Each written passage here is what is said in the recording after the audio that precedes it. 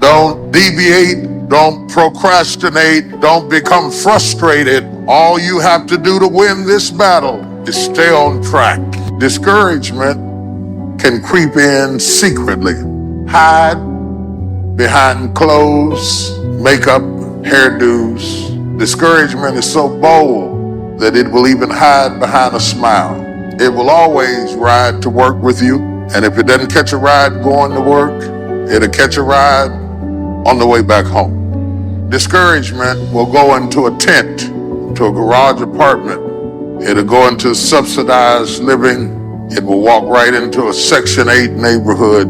But don't think that it stops there. Discouragement will walk right into a middle-class house and sit down at the dining room table and have a cup of coffee early in the morning. It won't just stop there. It'll go in a mansion and sit on the side of a jacuzzi, stick his feet in the hot tub, and tell you life is not worth living. If you listen at discouragement, it will cause you to make bad decisions. It will cause you to think that life is not worth living. And secretly, behind the facade of a smile and a good morning and a praise the Lord and a how are you, you will wonder if you're ever going to get out of what you're into. Because as we travel from season to season, it is not just the perils that we face, but it is seeing the wicked go forward while the righteous are held back. Sometimes I see people succeeding who didn't pray nearly as hard, work nearly as long, have not been faithful at all. And it seems like they seemingly have moments of victory placed in close proximity so I could see it. Their victories are flaunted in my face, not while I am having a similar experience, but while all hell has broken loose in my life and I am going through agony and tragedy, seemingly they are having victory and triumph. And if you are not careful, the very sight of their prosperity becomes your agony. And seeing them go forward will be a source of such continued frustration that it is not your test that baffles you, but their success agonizingly displayed before you makes you despair of life, until David says in 37:1, fret not thyself over evildoers, how they prosper in their own way, they shall soon be cut off. He says, in other words, don't make a permanent decision over a temporary circumstance. He says, don't allow a moment of agony to make you draw a conclusion about life prematurely. Because if you just keep on walking with God, God has a way of making everything all right. But he warns us and declares to us that the steps of a good man are ordered by the Lord. The term steps implies process. Means it's going to take a while. Means that you can't get to the destination just because you want it, just because you saw it, just because you like it, just because you need it. In fact, we are often tormented by vision. It's a painful thing to be a visionary, because a visionary sees what shall be and wakes up to deal with what is. Sometimes a visionary cries out on the inside and says, God, don't even show me what shall be. Because every time I shout and dance over what you showed me, I go home to a harsh and painful, bleak, dark reality. And the fact that I am torn between what shall be and what is creates agony in my life. There are moments that I'd rather not know that I'm going to be king if you're going to send me back out into the field to take care of sheep. Why didn't you just hide that I was going to be king so I could be satisfied taking care of sheep? But because you told me you had more for me, I wanted to hasten the process to get to my destiny. Now I'm not happy doing what I used to be happy doing because I'm tormented by what shall be. I want to hasten my process so that I can get to an expected end, but that cannot be done. Because a blessing given too soon is not a blessing at all. I can give my son the car keys now, tell him to go to the store. But had I given it to him when he was 5, it would not have been a blessing at all. Same car, same son, given too soon. He can't handle it. The car can handle it. The road can handle it. I can give it to him, but he can't handle it. So would I be a good father if I gave him a good thing too soon? Sometimes my goodness is proven by my ability to say not yet. If we get what is ours too soon, we cannot handle it. That the same thing that should make us praise the Father will drive us away from the Father if we get it too soon. My prayer has always been, Lord, don't give me more than I can handle. You know when to bless me. You know how to bless me. You know when I'm ready to be blessed. Teach me patience with the process. I prayed to abort the process. I prayed to speed it up. I prayed to get out of things that he wanted me to stay into. I prayed that I wouldn't have to endure some things that he wanted me to endure. I was working on the destination, but he was working on me. And sometimes he made me wait. He made me slow down, said, no, you skipped that step. Go back. I'm not preparing the blessing for you. I'm preparing you for the blessing. The blessing is already prepared. Oh my God. The blessing is already prepared. Eyes have not seen.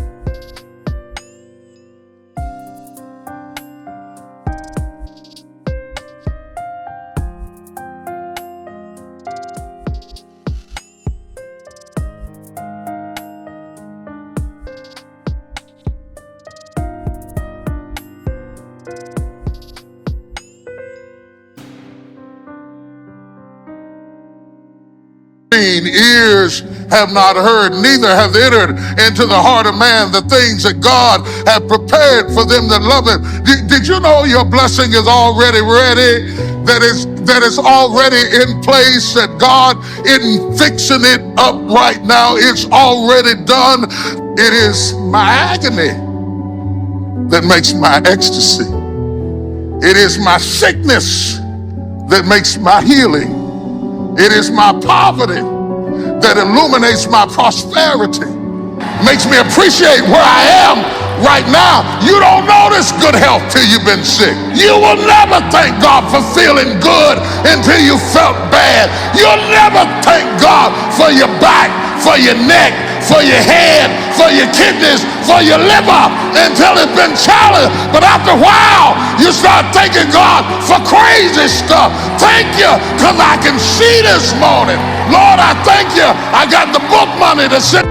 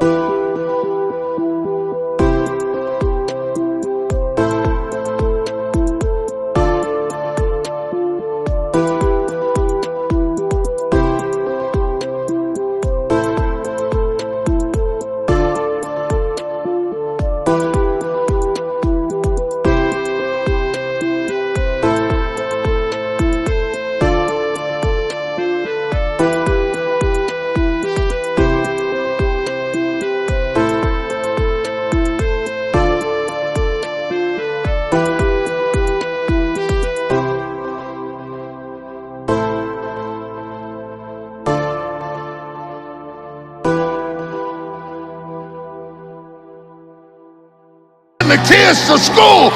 I know that ain't a big testimony, but when you've been to hell and back, You can thank God for little stuff. Lord, I thank you. I'm not where I'm gonna be, but I'm glad I'm not where I used to be. Lord, I thank you.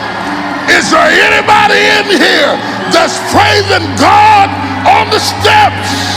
Now, I've been talking to FIPA this week, and I've been preparing for our Pastors and Leadership Conference, and I've been thinking about leadership and what does it really mean to be a leader. And I am determined that real leaders have to be, as I preached a few weeks ago, steady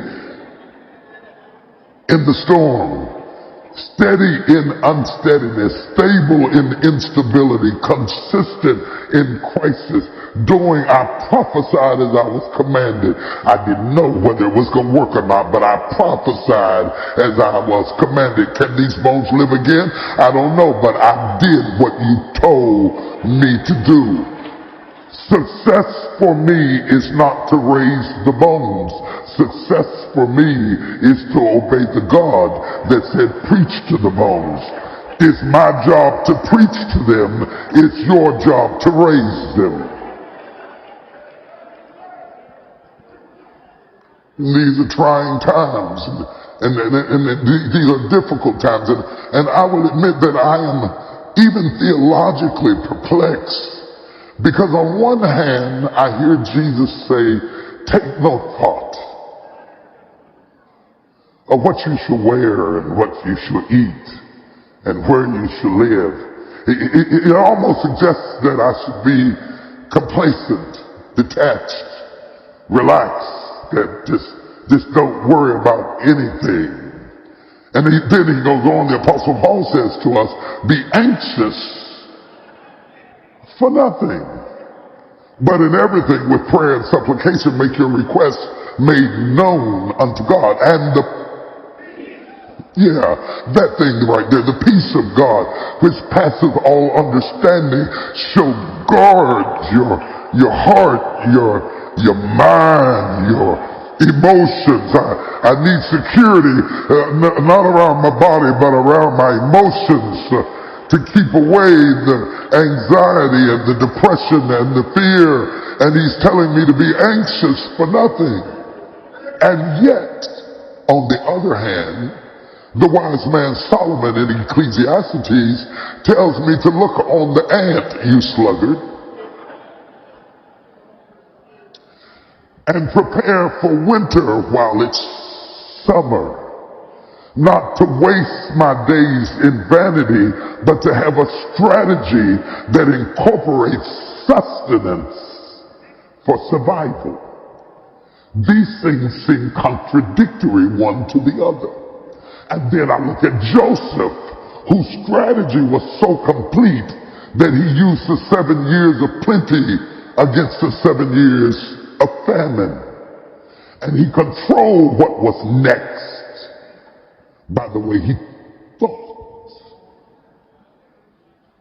And when I look at the two things together, I get confused, because I'm a strategist by nature.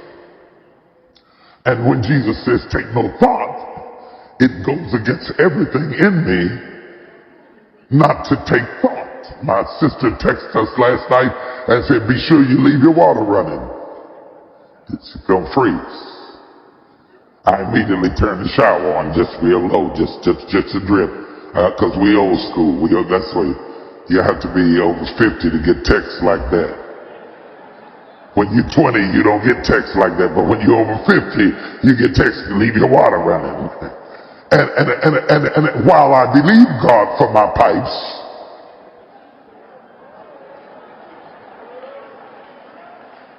and I believe God to take care of my house, I still kept my water running. We just came out of a season where there was a national debate about wearing masks. And they said if you had faith, you would wear them. And I believe God. But, I noticed that the people who said faith would make them not wear them wore seatbelts. So I thought if you really had faith, unbuckle your seatbelt. So what does it mean to lead in turbulent times, and how does faith express itself in times that are perplexing? It creates stress, not only because of what we are enduring, but how does our faith show up in the crisis? What does that look like? And for different people, you will get different answers. Some people say they have so much faith, they don't worry about anything. So they don't have life insurance or health insurance or anything like that. I'm serious. They don't worry about anything. They don't go to doctors. They don't worry about anything. They could drive on the wrong side of the road. They don't worry about anything. How does faith show up in a crisis? How does faith manifest itself when God himself tells us to be strategic and rewards Joseph for the strategy? And Joseph becomes the prince of Egypt because he's thinking ahead, and yet Jesus says, take no thought. But if I only take that phrase without reading the rest of the text, Jesus isn't telling us to be mindless. He is not telling us to be mindless. He's telling us not to worry. He's not saying we can't have a strategy. He's telling us not to worry. He's managing our emotions against anxiety. When the Apostle Paul says, be anxious for nothing, it didn't tell you not to want something. It just says not to be anxious about it. Don't allow your emotions to make you frantic just because you have a plan. Are you hearing what I'm saying? One of my favorite quotes out of then Senator Obama, later President Obama, wrote a book called The Audacity of Hope, and he says, and I quote, I now realize that the presence of doubt doesn't diminish the presence of faith. That it is possible to have doubt, I lost him, Jesus, and faith simultaneously. And I don't know why I lost you, because I'm talking about you. There is no question that you believe God, but there are still moments that you stay up at night. How does faith show up in our life in the midst of a crisis when the prophecy was positive, but the circumstance has now entered into a season of chaos? David is a leader.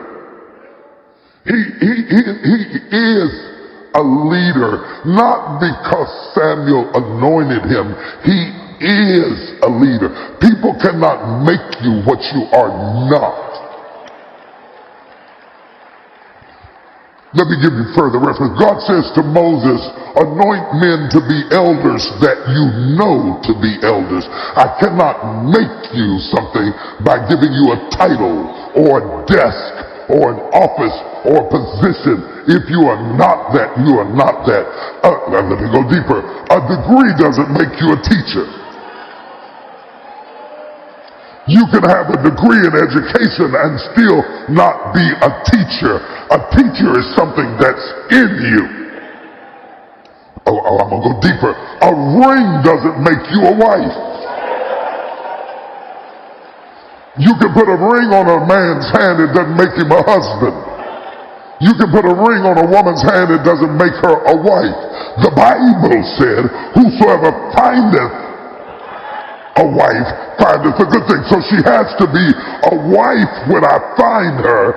If I don't find her a wife, I can't make her.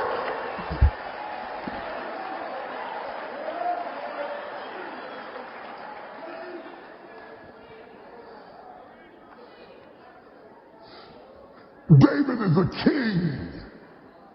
He is a king. He is a leader.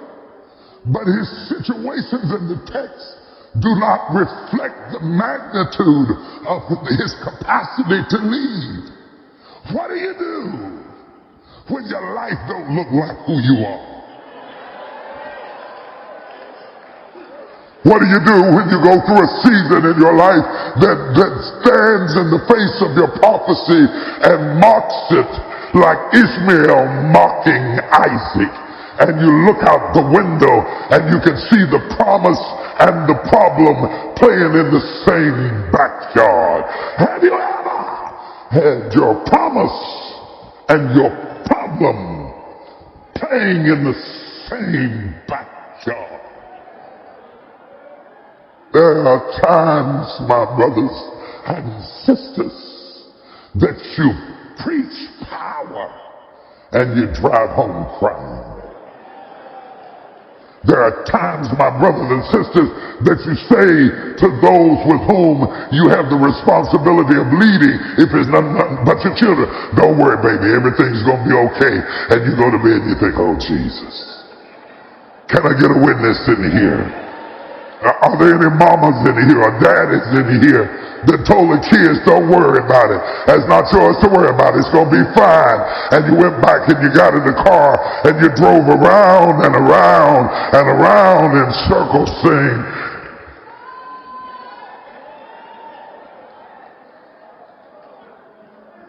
such is the moment before us now. For David has come to the cave of Adullam. He has escaped Gath. Gath is a city amongst the Philistines at the time. The Philistines is where David went to hide because the people that he was leading and the army that he was once assigned captain of is now hunting him. Y'all didn't get that. His own folks are hunting him to the degree that he is safer with the enemy than he is with the family. And I know you can't say anything because your family might be watching on TV. But the holidays are coming, and you got mixed emotions about them coming, because all of us don't have the kind of families we see on TV.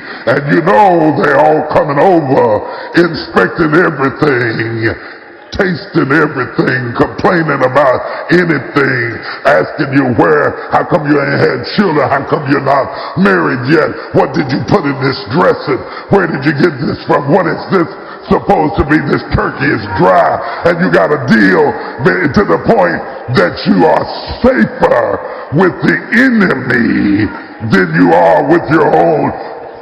Oh, come on. Everybody's got some folks in their family that you are related to, but you're not kin to.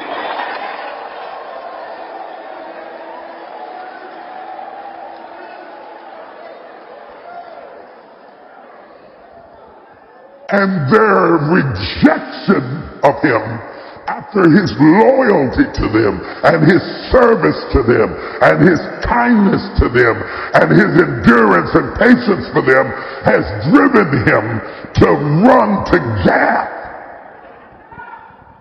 Gath is the place where the giants dwell. Gath is the place where the Philistines live.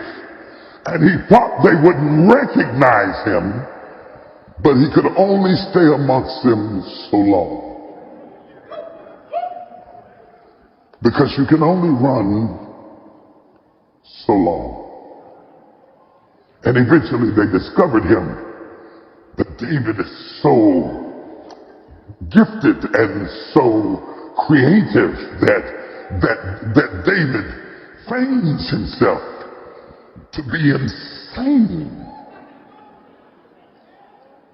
or he would have been murdered. Sometimes you gotta go crazy to get out of it. Y'all don't understand what I'm saying.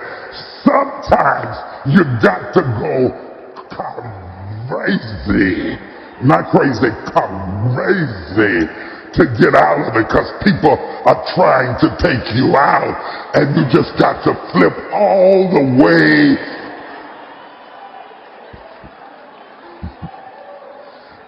I know it's only maybe about 10 people in here have ever had somebody push you till you went,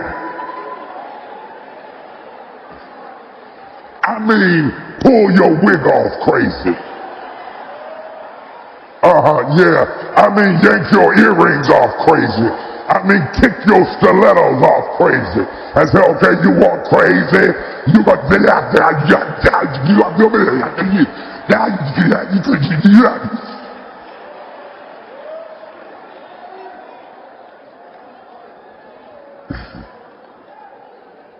It's not good to push us too far. Don't think because we're anointed we won't flip on you. Yeah, don't let the hallelujah fool you. I was talking to God, I wasn't talking to you. And if you push me in a corner, don't make me have to show you why he had to anoint me in the first place. Because I need this anointing. If I don't get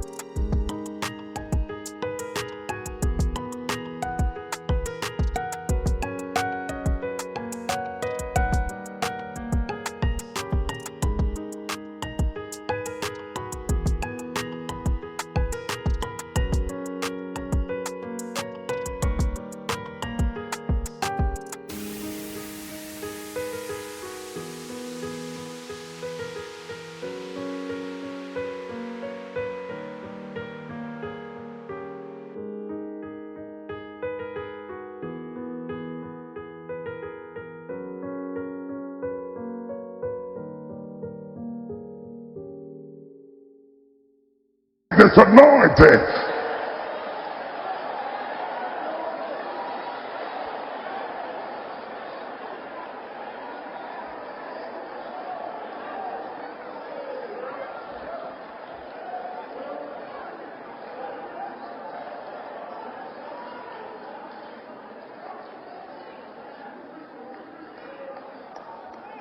I told somebody who was messing with one of my children, I said, now, I know who you think she is, but she's not who you think she is. If you push her far enough, you're going to she gonna go to foaming on you. She go to foaming on you. You're going to find out all the muscles in the world ain't going to help you, because she going to go. Is there anybody in here that ever had to go crazy? Because somebody was trying to dominate, control, intimidate, isolate, destroy, curse you, humiliate you, degrade you, and you've been as nice as you knew how to be nice. And finally it gets to a point where you say, that ain't working. I'm going to have to turn into something that I don't even like to be to make you understand. You talking to me?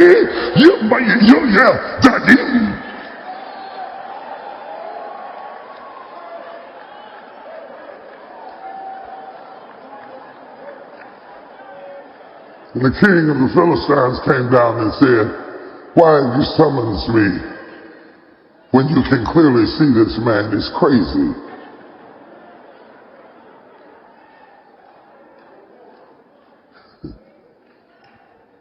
I'm just talking about what the text is, and I know that's not politically correct, but that's what the text says. So I'm talking about what the text says. And so David escaped. Have you ever escaped? Didn't have time to pack. Gotta escape.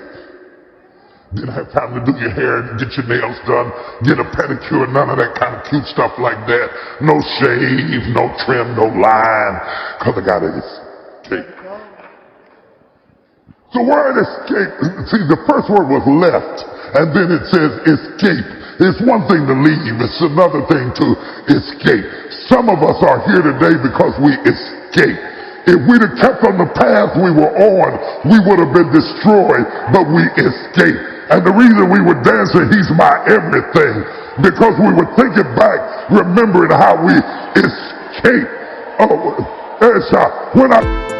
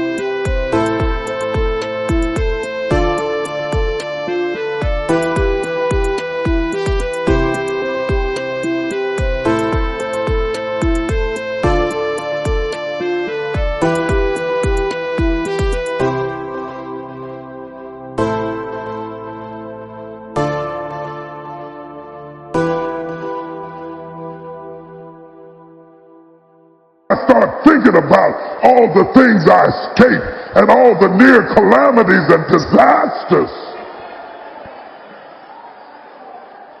When you gotta escape, you gotta escape. Even if you gotta scale down, even if you have to downsize, even if you have to give up the palace and live in a cave, when enough is enough, I'll live in a trailer. You're not gonna intimidate me with what you got, because I can break it down up in here. And he escaped to the cave of Adullam.